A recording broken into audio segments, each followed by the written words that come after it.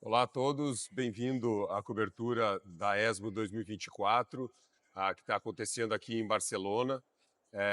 Hoje eu estou aqui com meu amigo Augusto Mota, oncologista clínico do Grupo DASA de Salvador, na Bahia. Eu sou Adriano Gonçalves e Silva, médico oncologista de Curitiba. E Augusto, a gente está aqui para falar um pouco, acabou de terminar a plenária de próstata, as mini-orais, onde foi apresentado um estudo que até certo ponto era esperado, com uma certa curiosidade, mas sem aqueles grandes anseios, que é o estudo Aranout, né? O estudo Aranout é um estudo muito parecido com outros estudos já publicados, com um novo agente hormonal associado ao ADT em pacientes em primeira linha de câncer de próstata hormônio sensível. Você fez grande parte do recrutamento desse paciente, então acho que primeiro fale um pouco de como foi esse estudo. Foi discutido durante a apresentação que é um estudo onde o braço controle era ADT, numa época onde, teoricamente, todos os pacientes já deveriam receber, mas a realidade do nosso Brasil é diferente, Exato. né? Eu acho que a gente conseguiu, e vocês conseguiram beneficiar muitos pacientes oferecendo um tratamento novo, né? Fala Correto, dessa exato. experiência, como é que foi. Bom, para mim é uma alegria. Obrigado pelo convite para falar do Aranout, Adriano. Assim, começando pela sua pergunta, quando eu recebi o convite desse estudo foi em 2020, eu me deparei com um dilema ético, né? Que é, poxa, nós vamos recrutar pacientes para colocar num braço onde tem ADT puro. Só que eu, como é, amante da ética, eu me apeguei na ética utilitarista. 100% desses pacientes não teriam acesso a nada, porque eles não têm acesso. Exato. Qual foi a nossa abordagem? Partindo do pressuposto que já era uma randomização 2:1, ou seja, 2/3 dos pacientes iriam ter um acesso a uma droga que ainda não é uma realidade no SUS. Nossa abordagem foi todo paciente com acesso a alguma droga que prolongava a sobrevida, nós declinamos. Então, por exemplo, no SUS a gente sabe que pode ser feito docetaxel. A instituição que mandava o paciente para a gente e que podia fazer docetaxel, nós devolvíamos. Às vezes o paciente não queria fazer quimioterapia, aí é outra história. Então nós resolvemos essa questão ética que me incomodou no primeiro momento, me abraçando aí nessa corrente utilitarista de que nós fizemos o maior benefício para o maior número possível de pacientes. Eis que o estudo é positivo, então aqueles 2/3 que se beneficiaram já estão usando o Daro desde o princípio, e eu tenho alguns pacientes, acho que 6 ou 8, que agora foram Que agora pode cruzar, né? Cruzaram já. Exatamente. Já cruzaram. Assim que saiu o dado, 15 dias depois, todos já estavam tomando darolutamida. Então, nós beneficiamos aí, Todos os certamente, pacientes, quase basicamente, todos os pacientes que entraram. quase todos os pacientes que E entraram. muito legal. Né, foi menos de 30% dos pacientes do estudo eram da América Latina. Né? Isso. Então, e vários outros países também subdesenvolvidos. Exato. Acho que um ponto importante que o estudo também colocou negros e uma população Isso. asiática. Então, acho que É um isso estudo de também... diversidade, eu acho que vai ser um eu acho grande que mote. nesse impacto, eu acho que Sim, é bem legal. sim. Vamos direto aos dados, né, Augusto? Assim como o Latitude, assim como o Enzamet, o Artis, mostrou um benefício de sobrevida livre de progressão radiológica. Esperado, nenhuma surpresa até aí, né? Não se imaginaria que tivesse. Sobrevida global ainda bastante imatura, é difícil de falar alguma coisa.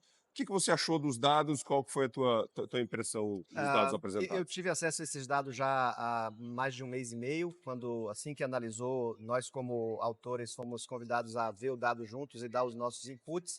É como você falou no começo, não há nenhuma surpresa.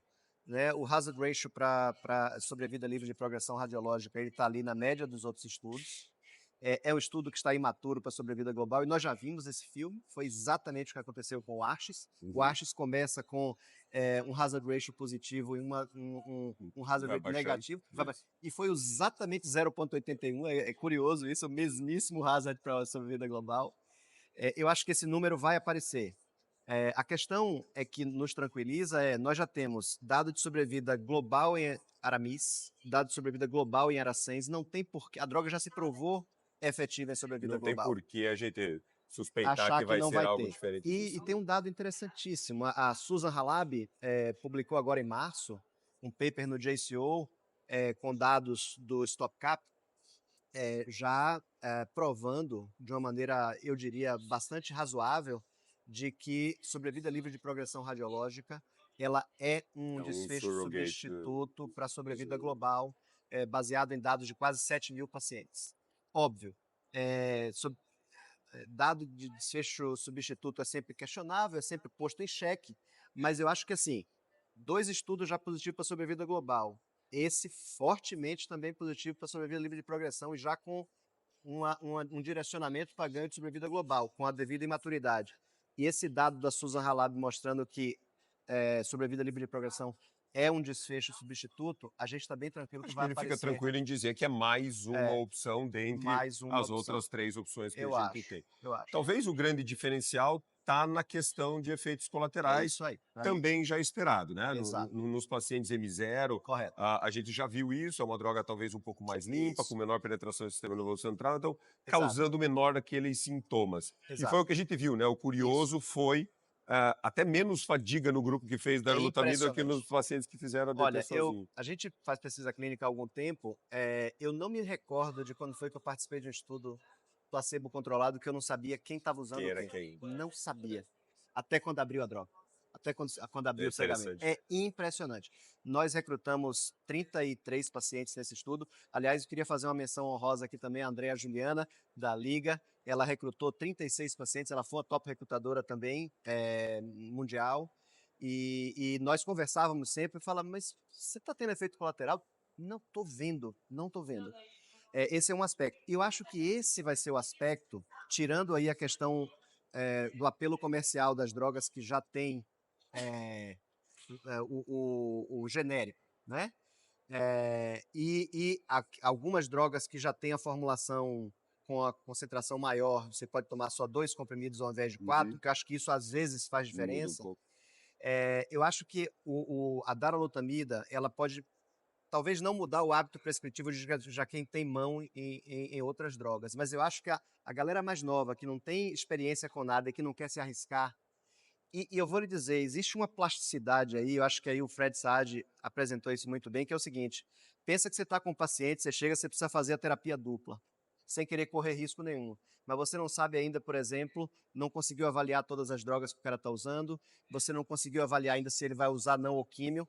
Quando você dá ADT com Daro, você dá, o paciente não vai ter Você não efeito se preocupa colateral com e isso. depois você vai avaliar tudo isso e ver se o paciente precisa ou não de juntar docetaxel. Isso. Então dá uma plasticidade muito grande e aí eu falo assim, a gente que é focado em uro-onco, a gente sabe separar as coisas, mas quem não quer errar, Exatamente. talvez vá nesse E ponto até aí. se incomodar, né, com a questão de efeitos colaterais.